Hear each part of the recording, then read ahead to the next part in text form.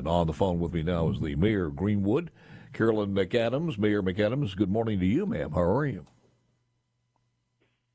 Hello? Hello? Can you hear me?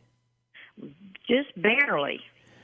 Well, then, let's see if we can rectify that. Perez, play with your knobs and your switches there and see if you can feed her more stuff down the line. And how about now? Is that a little bit better? It's a little bit better, but I could hear when the other man called, I could hear him clearly. But okay. All right. it's hard to hear you now. I'm on my cell phone, but still, it should be able. I should be able to hear you better. Okay. Well, let's hope so. The new Mississippi Writers Trail marker has been unveiled at the Rail Spike Trail. This happened. I guess this happened yesterday, did it not? No, yesterday at 10 o'clock. Yes, sir. Yeah. All right. Tell me a little bit about it. What happened? Because we did write by the civil rights activist and author. I think her name is Indisha Ida Mae Holland. A lot of people don't know about her. Well, to be honest with you, I did not either until the marker arrived at our tourism office. And we really, because we just didn't know a lot about her, but it's a remarkable story, and I hope that everyone is able to read her book or to go online and read about, they call her Ida Mae Holland.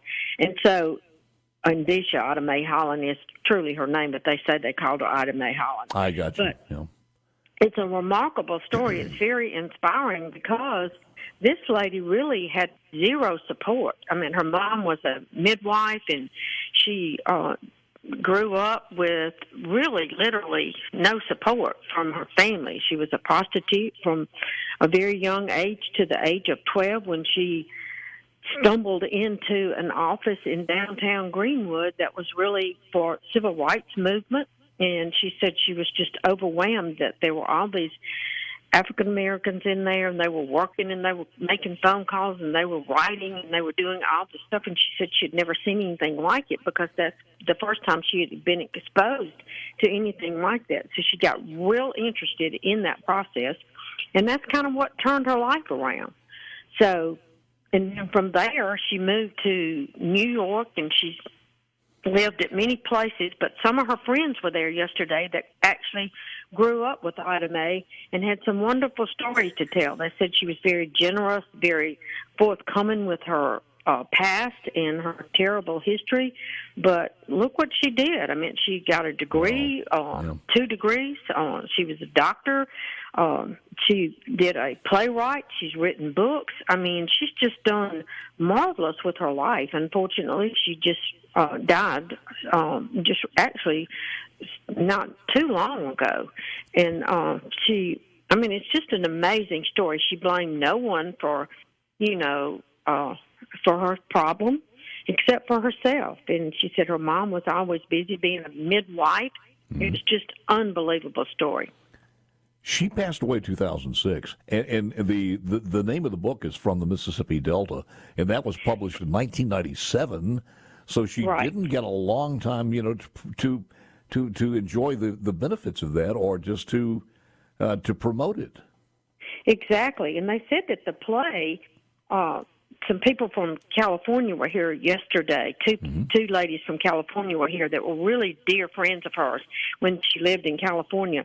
And they said her play was remarkable and received great reviews in New York. But she also did a version of that play in California, and the people just really loved it. So it truly is a remarkable story on her part, because you can come from nothing and really make life memorable for you. Yeah. I mean, it's just amazing. I love the story. I'd never heard of her. Senator Jordan was there yesterday at the unveiling of the marker, and the marker is beautiful. It's black with beige background with black writing, so it shows up really well on the Rail Spike Park Trail. And so I'm glad that we have someplace that is easy to get to and for people to see this and read about her story. You know who, while we're talking about this, I keep getting flashes of Sister Theo Bowman, a black Catholic nun in the state of Mississippi, and it sounds like the same thing. And I was reading a story not too long ago. Was there were some kids in New York many years ago who were put in a bus, and this coach, I think it was a coach, took them to some farmland, and they worked the farm. They'd never seen a farm. They'd never been on a farm. And right. I think about that, too, because when folks like this are introduced to a different world, it can change their life. Exactly, and that's exactly what happened to this young lady. I mean, when she was in Greenwood, she had an 8th grade education. So just because of this office that she stumbled into nearly by mistake, she was able to think, hey, I want more out of life than what I've been dealt. But she dealt with the cards that she was dealt with. Yeah. I mean, she played those cards, and, it's just, I told somebody yesterday, I don't think I thought of the movie, John Wayne, True Grit. Remember that movie? Yes, absolutely, yeah. That's what when I read her story and her background, I thought, well, this woman has amazing true grit, because the determination and grit had to have been there to, get yourself out of that terrible situation you were in. Right. She went on to author 6 plays, by the way. It's not only that one. And again, her autobiographical work is called From the Mississippi Delta, which earned her, by the way, a Pulitzer Prize nomination in 1988. Exactly. I mean, she had an amazing life. I mean, now she's famous, and like I said, people will now know more about her in the Mississippi Delta, which she grew up, and that's where her childhood was. And so now we will all be able to view that marker on a daily basis. So where is the marker, Mayor? It's at the Rail Spike Park. We just erected several months ago the Emmett Till statue, and it's right to the west of that statue. Got it. So it's like I said, it's a beautiful marker, and Kristen Brandett from Mississippi Arts Commission was here, and Maggie Lowry from Visit Mississippi was here, and they're the two that orchestrated getting this marker to Greenwood.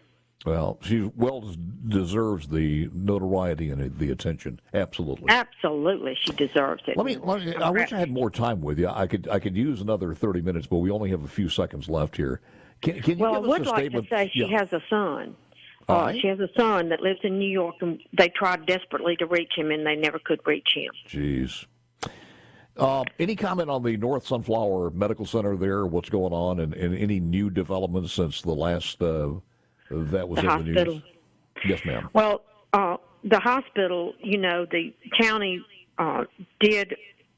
the county and the city are getting a line of credit. Well, actually the county is, but we had to okay that as well, because some of the taxes will come from the citizens of Greenwood if the $10 million is used.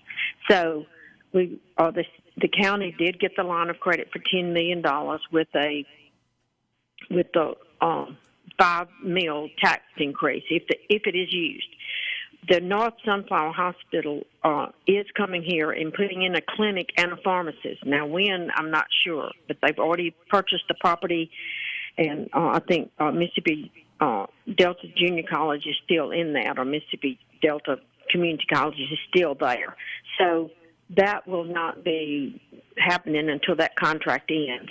But we're still waiting on the critical access designation to be hopefully given to us sometime in August, and hopefully if that comes about, then we'll be pretty good. I mean, it'll really change the whole dynamics of the Greenwood LaFleur Hospital.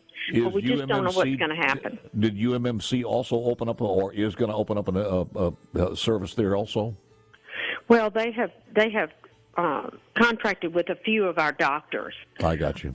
And so, but they don't have a clinic or anything except through the doctor office. Anytime you need us, give us a call. We would be more than glad to put you on. Okay. Well, thank you so much for having me today. I appreciate it. You got it. Appreciate it very much. Mayor Carolyn McAdams, Greenwood.